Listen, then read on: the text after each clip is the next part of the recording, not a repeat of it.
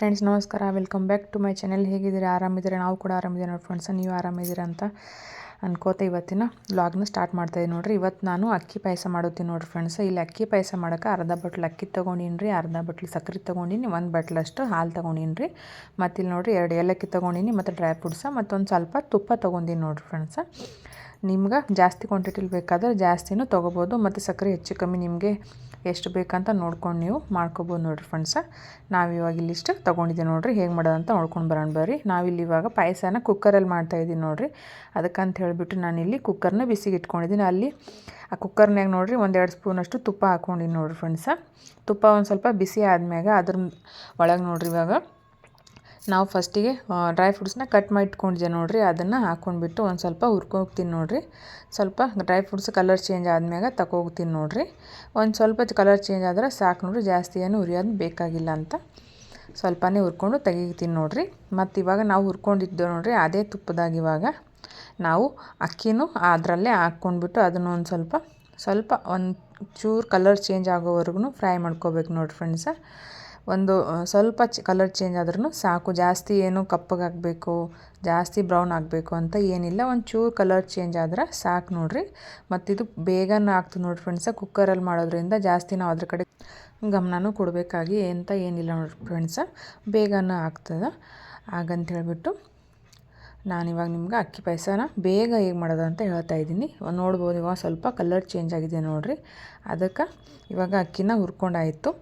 ಇವಾಗ ನಾವು ಅದೇ ಅಕ್ಕಿಯಲ್ಲಿ ಒಂದು ಸ್ವಲ್ಪ ನಾವು ಅರ್ಧ ಬಟ್ಲಷ್ಟು ಅಕ್ಕಿನ ತೊಗೊಂಡಿದ್ದೀವಿ ನೋಡಿರಿ. ಅದಕ್ಕೆ ನಾನು ಇಲ್ಲಿ 1.5 ಗ್ಲಾಸಷ್ಟು ನೀರನ್ನು ಹಾಕ್ಕೊಂಡಿದ್ದೀನಿ ನೋಡಿರಿ ಫ್ರೆಂಡ್ಸ. ನಾವು ನಾರ್ಮಲ್ ಅಕ್ಕಿಗೆ 1 ಬಟ್ಲು ತೊಗೊಂಡ್ರೆ 2 ಬಟ್ಲು ನೀರನ್ನ ಹಾಕ್ಕೊತೀವಿ. 1 ಬಟ್ಲು ಅಕ್ಕಿಗೆ ಒಂದು ಸ್ವಲ್ಪ ಇದಕ್ಕೆ ಜಾಸ್ತಿ ಹಾಕ್ಕೋಬೇಕು ನೋಡಿರಿ, ಯಾಕಂದ್ರೆ ಪಾಯಸ ನೋಡಿರಿ ಆಮೇಲೆ ಒಂದು ಸ್ವಲ್ಪ ಕುದ್ಬಿಟ್ಟು ಗಟ್ಟಿ ಆಗ್ತದೆ ಅಂತ ಹೇಳಿಬಿಟ್ಟು ಇವಾಗ ಇದಕ್ಕೆ ಒಂದು 3-4 ವಿಜಲಷ್ಟು ನಾನು ಹೊಡ್ಸ್ಕೊಂಡ್ಬಿಟ್ಟು ಬಂದಿದ್ದೀನಿ ನೋಡಿರಿ ಫ್ರೆಂಡ್ಸ. ಇವಾಗಿದ್ದು ಅನ್ನ ರೆಡಿ ಆಗಿಬಿಟ್ಟದು. ಇವಾಗ ನಾವು ನೆಕ್ಸ್ಟ್ ಏನು ಮಾಡಬೇಕಂತ ನೋಡೋಣ ಅಂತ ಬರ್ರಿ ಫ್ರೆಂಡ್ಸ.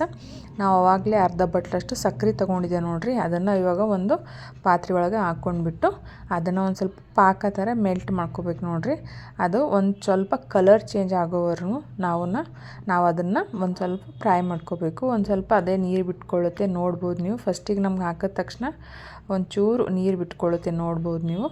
ಆಮೇಲೆ ಹೋಗ್ತಾ ಅದೇ ಪಾಕನ ರೆಡಿ ಆಗ್ತದೆ ನೋಡಿರಿ. ಇದಕ್ಕೆ ಒಂಚೂರು ಕೂಡ ನಾನು ಒಂದು ಹನಿ ಕೂಡ ನೀರು ಹಾಕಿಲ್ಲ ನೋಡಿರಿ ಫ್ರೆಂಡ್ಸ್. ಹಾಲು ನೀರು ಏನೂ ಹಾಕೋದು ಬೇಕಾಗಿಲ್ಲ, ಅದೇ ಮೆಲ್ಟ್ ಆಗ್ತದೆ ಬಿಸಿಗೆ ನೋಡ್ಬೋದು ನೀವು. ಇವಾಗ ಒಂದು ಸ್ವಲ್ಪ ಅದೇ ನೀರು ಬಿಟ್ಕೊಳ್ಳುತ್ತದೆ.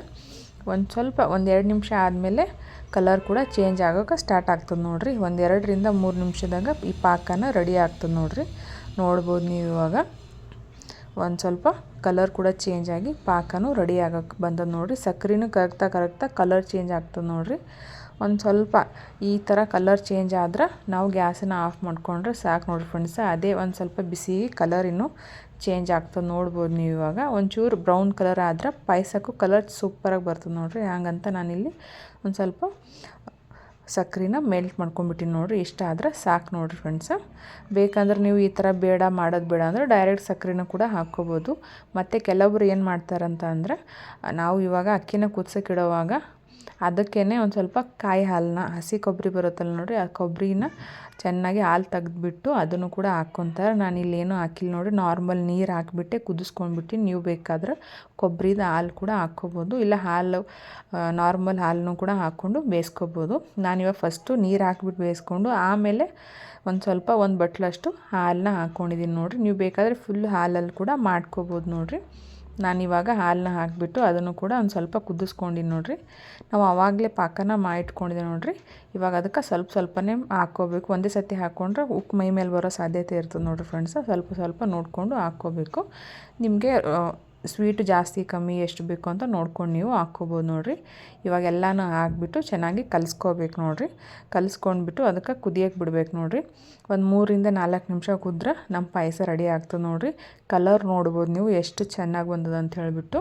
ಬೇಕಾದರೆ ಕೆಲವೊಬ್ರು ಇದಕ್ಕೆ ಬೆಲ್ಲನೂ ಹಾಕ್ಕೊತಾರೆ. ಬೆಲ್ಲಕ್ಕಿಂತ ಈ ಥರ ನಾವು ಸಕ್ಕರೆನೂ ಹಾಕ್ಕೊಂಡು ಮಾಡ್ಕೊಬೋದು, ಬೇಕಾದರೆ ಕಲ್ಲು ಸಕ್ಕರೆ ಕೂಡ ಹಾಕ್ಕೊಂಡು ಮಾಡ್ಕೊಬೋದು ನೋಡಿ ಫ್ರೆಂಡ್ಸ. ನಿಮ್ಗೆ ಯಾವ್ದು ಇಷ್ಟನೋ ಅದನ್ನು ಮಾಡ್ಕೊಬೋದು. ನೋಡ್ಬೋದು ನೀವು ಇವಾಗ ಕಲರ್ ಹೆಂಗೆ ಬಂದಿದೆ ಅಂದರೆ ಬೆಲ್ಲನೇ ಹಾಕ್ಬಿಟ್ಟು ಮಾಡಿದ್ದೀವೇನೋ ಅಂತ ಅನ್ಕೋಬೋದು, ಆ ಥರ ಕಲರ್ ಬಂದಿದೆ ನೋಡಿ ಫ್ರೆಂಡ್ಸ.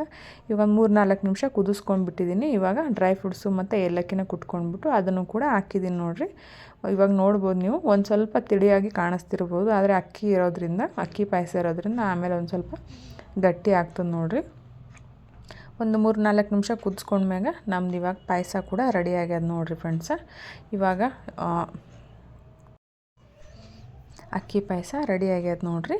ನಾವಿವಾಗ ಬೌಲ್ಗೆ ಸರ್ವ್ ಮಾಡ್ಕೊಳ್ಳೋಣ್ರಿ. ನೋಡ್ಬೋದು ನೀವು ಕಲರ್ ಒಂಥರ ಫುಲ್ ನೋಡೋಕ್ಕೆ ಹೆಂಗೆ ಬಂದಿದೆ ಅಂತ ಅಂದರೆ ಬೆಲ್ಲನೇ ಹಾಕ್ಬಿಟ್ಟು ಮಾಡಿದೇನೋ ಅನ್ನೋ ಥರ ಆಗಿಬಿಟ್ಟಿದೆ ನೋಡಿರಿ. 3-4 ನಿಮಿಷ ಕುದಿಸ್ಕೊಂಡ್ಮ್ಯಾಗ ರೆಡಿ ಆಯ್ತು ನೋಡಿರಿ. ಇವಾಗ ನಾವು ಬೌಲ್ಗೆ ಹಾಕ್ಬಿಟ್ಟು ಸರ್ವ್ ಮಾಡ್ಕೊಂಡ್ಬಿಟ್ಟಿನಿ ನೋಡಿರಿ. ಯಾವ ಥರ ಕಾಣಿಸ್ತಿದೆ ಅಂತ ನೋಡ್ಬೋದು ನೀವು. ಇವಾಗ ಬಿಸಿ ಬಿಸಿ ಬೇಕಾದರೂ ನೀವು ತಿನ್ಬೋದು, ಇಲ್ಲ ಒಂದು ಸ್ವಲ್ಪ ಫ್ರಿಜ್ಜಲ್ಲಿ ಇಟ್ಕೊಂಡು ತಿಂತೀನಿ ಅಂದ್ರೂ ಸೂಪರಾಗಿರ್ತದೆ ನೋಡಿ ಫ್ರೆಂಡ್ಸ. ಈ ರೆಸಿಪಿ ನಿಮ್ಗೆ ಇಷ್ಟ ಆಗೈತೆ ಅಂತ ಅನ್ಕೋತೀನಿ ನೋಡಿ ಫ್ರೆಂಡ್ಸ. ಇಷ್ಟ ಆದರೆ ಲೈಕ್ ಮಾಡಿರಿ, ಕಮೆಂಟ್ ಮಾಡಿರಿ, ಶೇರ್ ಮಾಡಿರಿ, ಸಬ್ಸ್ಕ್ರೈಬ್ ಮಾಡಿರಿ, ಮತ್ತು ನಮ್ಮ ವಿಡಿಯೋನ ಆದಷ್ಟು ಶೇರ್ ಮಾಡಿರಿ ಅಂತ ಹೇಳ್ತೀನಿ ನೋಡಿ ಫ್ರೆಂಡ್ಸ. ನೋಡ್ಬೋದು ನೀವು ಕಲರ್ನು ತುಂಬ ಚೆನ್ನಾಗಿ ಬಂದದ್ದು, ಟೇಸ್ಟಿಗೂ ಅಷ್ಟೇ ಸೂಪರಾಗಿ ಬಂದಿತ್ತು ಫ್ರೆಂಡ್ಸ. ಬೇಕಾದರೆ ನೀವು ಮೇಲೆ ತುಪ್ಪನೂ ಹಾಕ್ಕೋಬೋದು. ಇಷ್ಟ ಆದರೆ ಲೈಕ್ ಮಾಡಿ, ಶೇರ್ ಮಾಡಿ, ಕಮೆಂಟ್ ಮಾಡಿ.